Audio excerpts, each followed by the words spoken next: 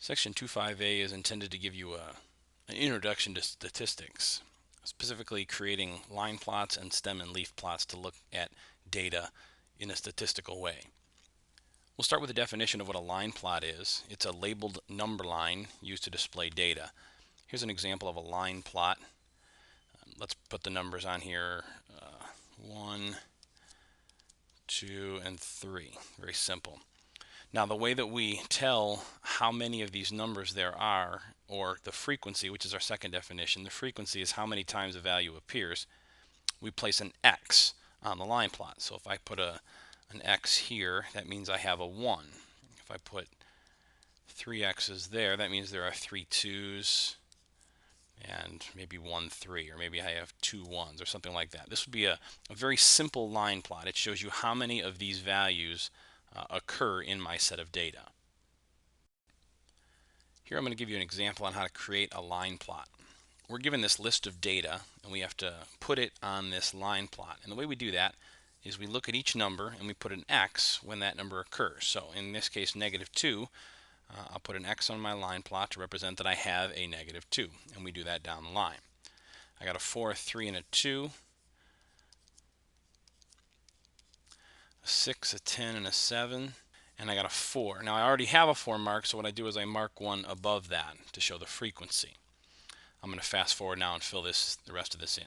So here you have the line plot completely filled in, and the nice thing about it is it can show you where numbers are clumped together and where your data might have more frequencies in one spot than another. It's a good visual representation of your data. Here we have the definition of a stem and leaf plot. It's another way to organize data, and it uses place values to list the numbers. So here you have an example of a stem and leaf plot. Notice that each one of these numbers over here represents the tens digit in a number, and then the numbers on the right, or the leaf, represent the ones. So here this 3 with a 2 on the other side represents 32, and 5 with a 0 is 50. So there's 3 50s. There are 2 45s, and so on. So you can see those numbers. One thing that's very important in a stem and leaf plot is this, the key. The key shows you how to read it. Here it says 3 with a line and a 2 represents 32. The reason that's important is because you could have keys that reference decimals. You could have 3 with a line and a 2 meaning 3.2, and unless you have a key there, you don't know. Now this one isn't decimals, but every time you make a stem and leaf plot, you must have a key. Here's an example of how to make a stem and leaf plot. We have a large group of data here, and we're going to condense it into a stem and leaf plot. One of the things that has to happen first before you do that is you have to put the data in order from smallest number to biggest. Now this is going to take some time. I suggest you pause the video and try to put all these numbers in order from smallest to biggest. Here's my list that I came up with. Hopefully it's the same as yours. You have to do this first before you make the stem and leaf plot. Well, I guess you don't have to. It's much easier. So the left is the stem and on the right is the leaf. As I look at my numbers, they're all 2 digits with the exception of these 4. So it makes sense if I put the ones digit on the right as the leaf and then the stem, the tens digit, on the left hand side. So the lowest one is the 6, so 60s. I have some 70s, 80s, some 90s, and some hundreds. So I'll put a 10 there. Oh, I also have a 112, so I need an 11. So those are my stems. And now all you do is you list all the ones digits on the right hand side. I have 3 62s,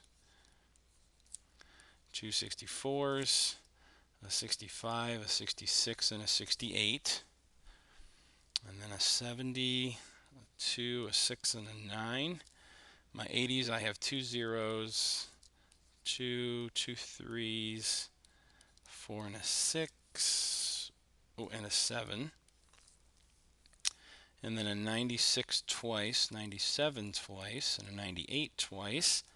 A 103, a 104, a 108, and a 112.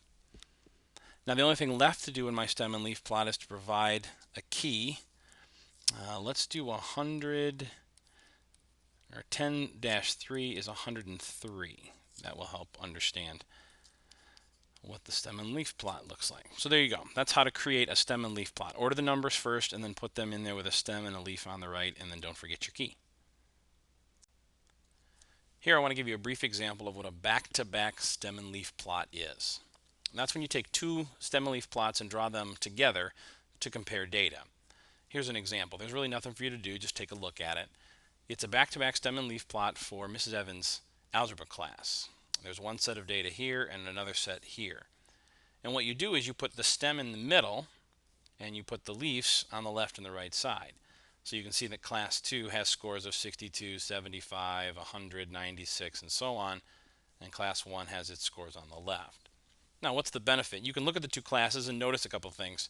Class 2 has the lowest score, but class 1 has a lot more lower scores than class 2. Class 2 has 100%, but class 1 has well, actually class 2 has a lot more higher scores also. So just you can compare the two classes, the two sets of data, by using something called a back-to-back stem and leaf plot.